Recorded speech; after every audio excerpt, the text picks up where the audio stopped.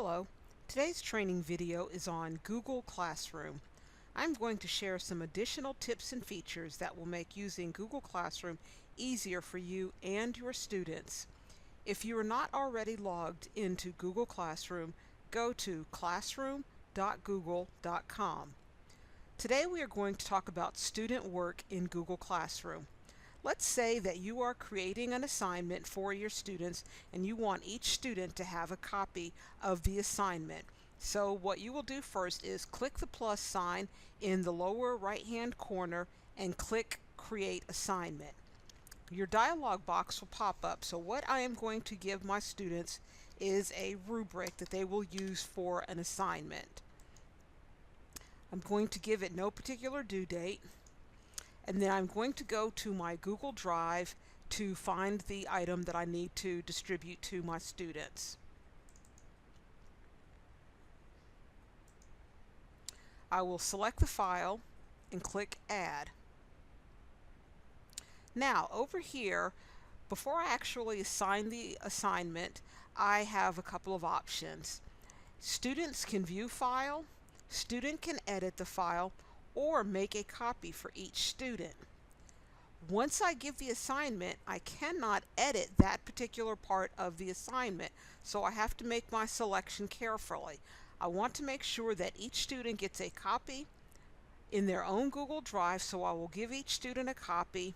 And now, once I click the assignment button, each student will have a copy in their drive.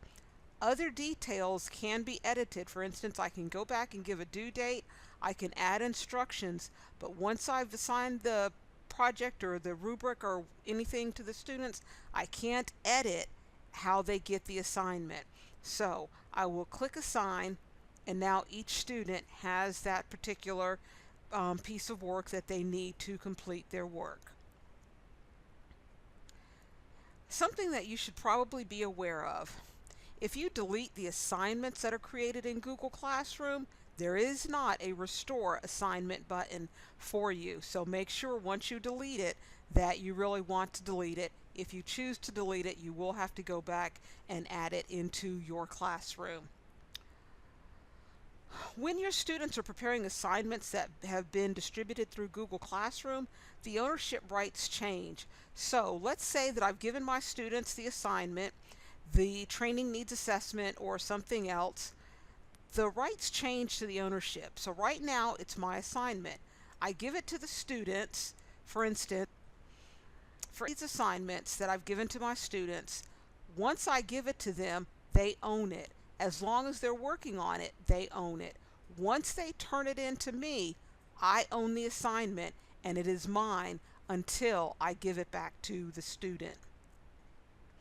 If the ownership rights are with me, the student can't make any changes. If the ownership rights are with the student, I can't make any changes.